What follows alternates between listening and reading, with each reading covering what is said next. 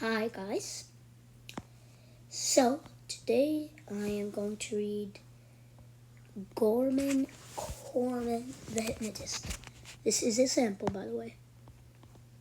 Let me show you. Oh my god. Okay, I can't figure it out. Okay, here it is. See on the bottom. I haven't bought it yet. This is right here. Sample. Same thing. It says it on the top, by the way. Okay. So these are the contents. There's about 33 books. Okay. There's about, the sample is gigantic, actually. The sample's pretty big. So we're just going to read one chapter. Well, the chapter is like 3 pages, so let's go. There was something evil about 3rd Avenue bus. It stood there, almost taunting, as Jackson Opus came tearing down the sidewalk, dodging pedestrians, yelling, Hey, wait! He was no more than 6 feet away when the door folded shut. The air brakes hissed, and the long accordion-style vehicle eased out onto traffic.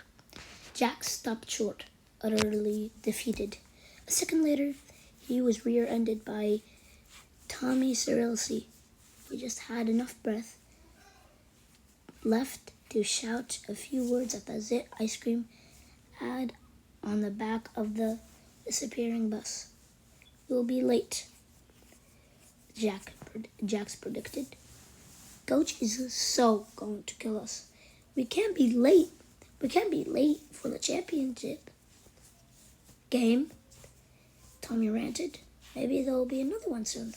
Sure enough, another M33 crested their eyes.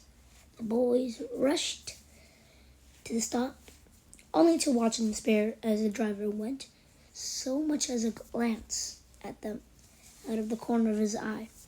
Tommy slammed his gym bag against the pole.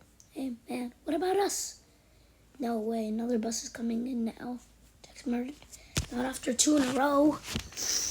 Yet only a minute later or so, there was the route number in the front windshield clear red, M33. Even from down the avenue, Jax and Tommy could tell it was packed to the roof.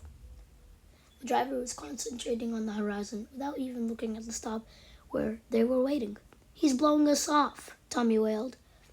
In desperation, Jack stepped out onto the road, waving madly until he caught the driver's attention. Standing there in the lane, he had a brief flash of how he must have looked on someone on the bus. A 12-year-old kid in the path of tons of roaring machinery. It was more vivid than a daydream. For an instant, he actually saw himself through the glass of the windshield, growing larger and larger as the bus bore down on him. He held his ground, not for a regular game, not even for the playoffs, for the championship. With a screech of metal on metal, the huge vehicle lurched to a halt, hefting their duffels. Jackson and Tommy squeezed the board. "Opus, you are the man!" Tommy exclaimed in awe. "I'm the man, all right. If I can't get us up down by 73, I'm the dead man." As Jax leaned over to swipe his Metro card, he caught the sight of the driver. The man was staring at him, his face expressionless. "You freaked the guy out," Tommy whispered. "Even in New York, it's not every day some idiot steps out in front of a speeding bus," Jack flashed. "Sorry, Minister, we were really late. We had to get us You have to get us to 96th Street as soon as possible. The door hissed shut, and the bus started north, gathering speed. It beat the yellow light at 14 and sailed up the avenue. The stop request bell rang several times, but the driver kept on going.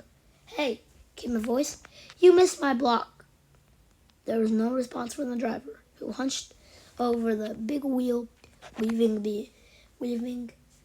through the evening rush, accelerating to the speed limit and far beyond. Horns sounded and tires squealed as frightened motorists swerved to get out of the way. Pedestrians, they ran for their lives.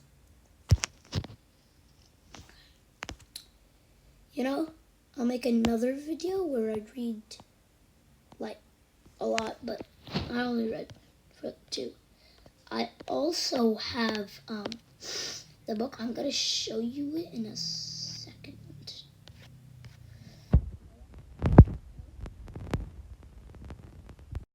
This is it. Gorman, ordinary kid, extraordinary powers. Now I'm going to read this. Look into my eyes and find danger. Later, but I'm just going to show you the cover. If you ever want to read this book, it's basically the same thing as the photo, but yeah, here it is. Bye, guys. Bye. Bye. Bye. Bye.